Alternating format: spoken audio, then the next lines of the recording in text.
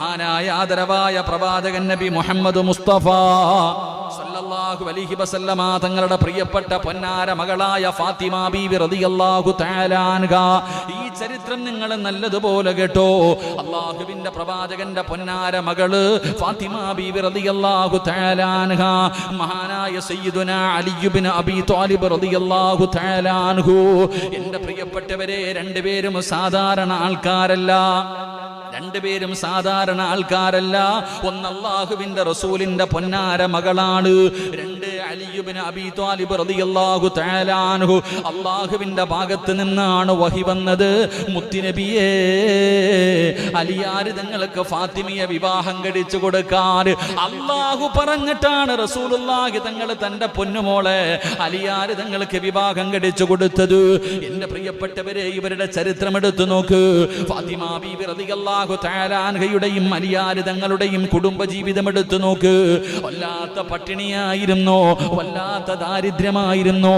എന്റെ പ്രിയപ്പെട്ട സഹോദരങ്ങളെ, ദിവസങ്ങളായിട്ട് പട്ടിണിയാട്, കഴിക്കാൻ ഭക്ഷണമില്ല. 3 ദിവസമായിട്ട് അല്ലാഹുവിന്റെ പ്രവാചകന്റെ പൊന്നുമോളും അലിയാര് തങ്ങളും മക്കളും പട്ടിണിയാണ്. കഴിക്കാൻ ഭക്ഷണമില്ല.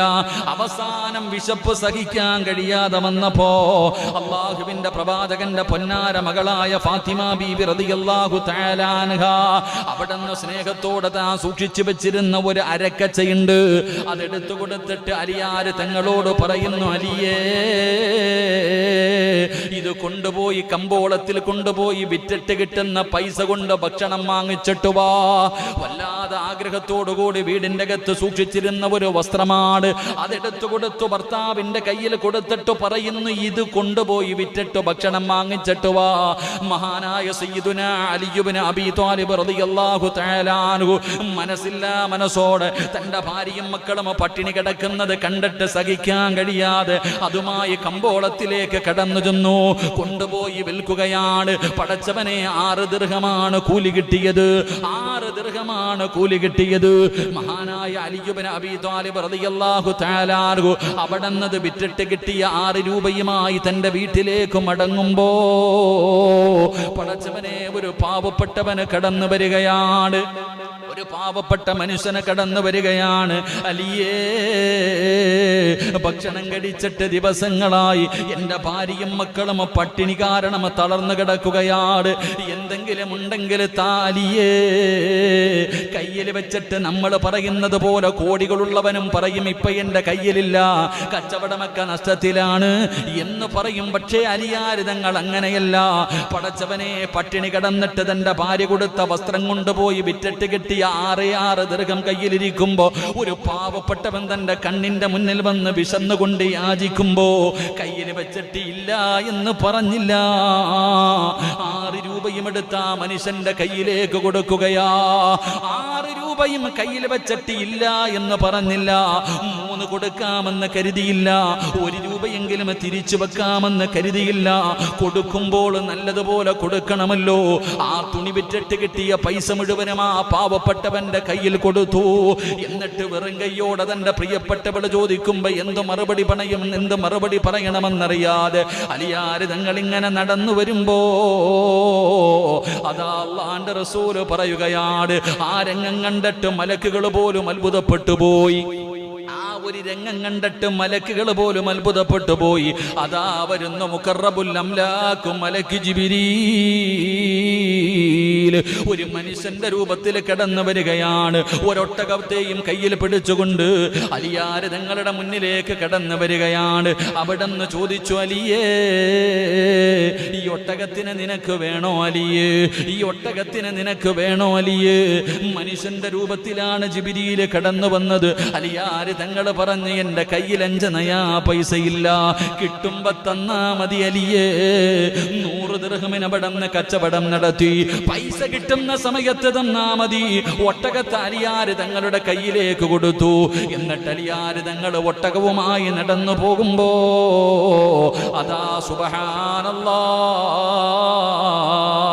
ഒരു അഅറാബിയുടെ രൂപത്തിൽ കടന്നു വരുന്നതാരെന്നറിയുമോ? മഹാനായ മീകായിൽ അലൈഹിസ്സലാം.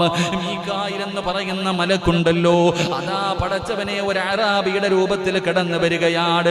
അവിടെ നിന്ന് ചോദിക്കുന്നു, അലിയേ ഈ ഒട്ടകത്തെ വിൽക്കുന്നോ? അലിയേ ഒട്ടകത്തെ വിൽക്കുന്നു അലിയേ? അലിയാര് തങ്ങൾ പറഞ്ഞ് വിൽക്കുന്നു. അവിടെ നിന്ന് ചോദിച്ചു, എത്ര രൂപയ്ക്കാ ഇത് വാങ്ങിച്ചത്?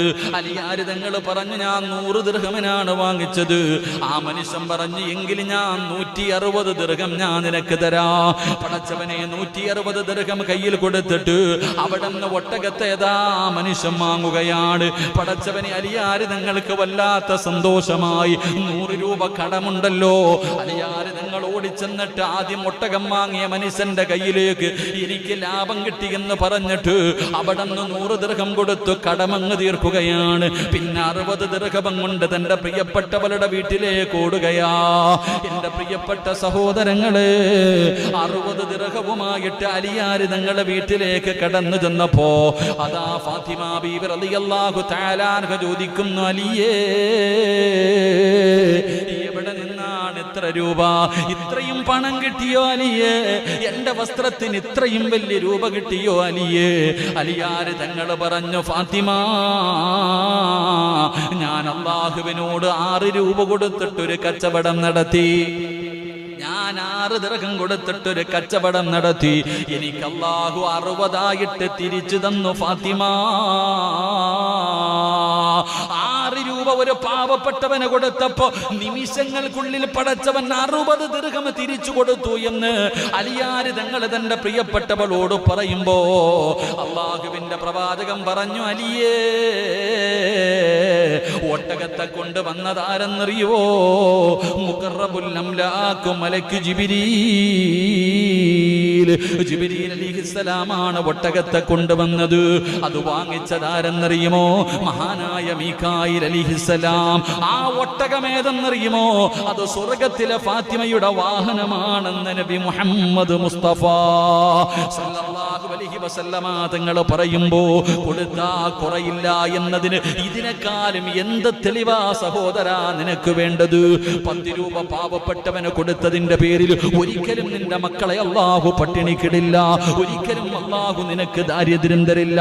ഒരിക്കലും ഒരു മനുഷ്യന്റെ മുന്നിൽ കൈനീട്ടി യാചിക്കേണ്ട ഗതി അല്ലാഹു നിനക്ക് വരുത്തില്ല. എന്റെ പ്രിയപ്പെട്ടവരെ, എന്നിട്ട് അല്ലാഹുവിന്റെ റസൂല് പറഞ്ഞു, അലിയേ ഫാത്തിമ